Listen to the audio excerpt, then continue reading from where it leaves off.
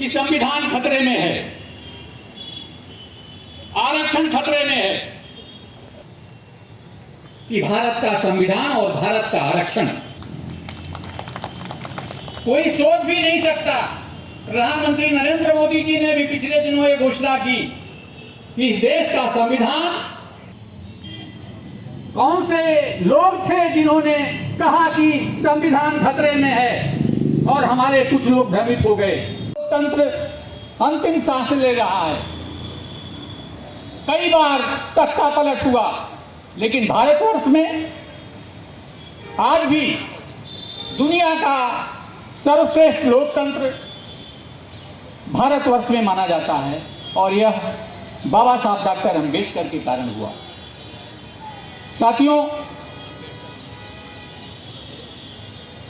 यह संविधान हमारे लिए, बहुजनों के लिए, अनुसूचित जातियों के लिए, पिछड़े वर्गों के लिए, इस देश की महिलाओं के लिए कितना महत्वपूर्ण है, यह आप समझ सकते हैं।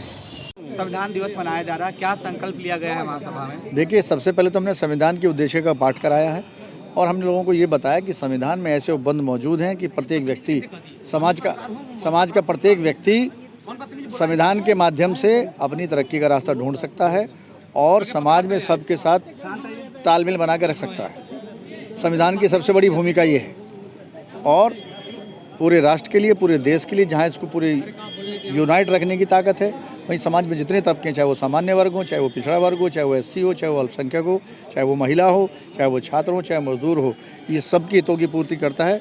यही इसकी खूबसूरती है। और जो बदलने का प्रयास कर रहे हैं, संविधान के मूल ढांचे को कोई परिवर्तन नहीं कर सकता। ऑनरेबल सुप्रीम कोर्ट ने भी 2 दिन पहले ये बात कही है, और बार बार ये बात पार्लियामेंट में भी आती है कि इसको बदलने का लोग प्रयास तो कर सकते हैं, पर बदल नहीं पाएंगे, क्योंकि संविधान की आत्मा भारत की जनता में है, और भारत की जनता के आत्मर्पित करने से 75 साल पहले ये बना था। और हमेशा, आज तो इसका प्रचार प्रसार इतना ज़्यादा हो रहा है संविधान दिवस के माध्यम से, जब से मनना शुरू हुआ है, अब जनता संविधान को लेकर जागरूक हो चुकी है। इसको बदलना या इसमें कोई संशोधन करना इतना आसान काम नहीं है। बहुत चीज़ें बदली जा चुकी हैं। क्या 412 जो नारा था, क्या उसमें संविधान बदला जा सकता था क्या?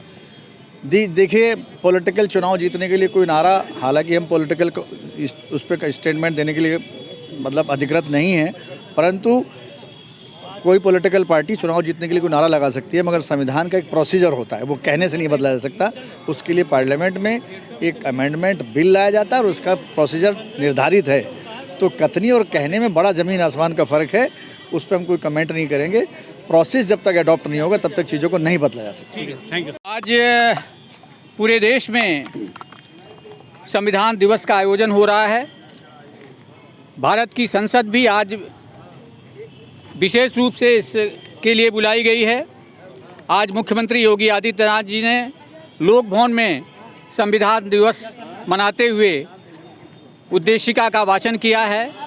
अंबेडकर महासभा, दलितों पिछड़ों की प्रतिनिधि संस्था, यह भी आज संविधान दिवस का आयोजन कर रही है, और संविधान दिवस के माध्यम से सबको संदेश देने की कोशिश हो रही है कि भारतीय संविधान पूरी तरह दलितों के लिए, पिछड़ों के लिए, महिलाओं के लिए, आम लोगों के लिए समर्पित है, और इसको और भी सशक्त बनाया जाना चाहिए।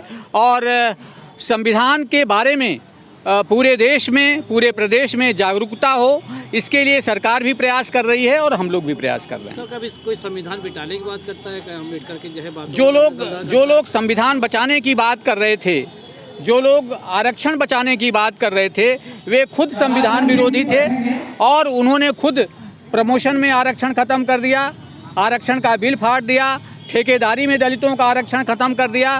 तो वे लोग भ्रम में हैं, और आरक्षण और भारतीय संविधान युगों युगों तक रहेगा। जब तक यह देश रहेगा, तब तक संविधान रहेगा और आरक्षण रहेगा।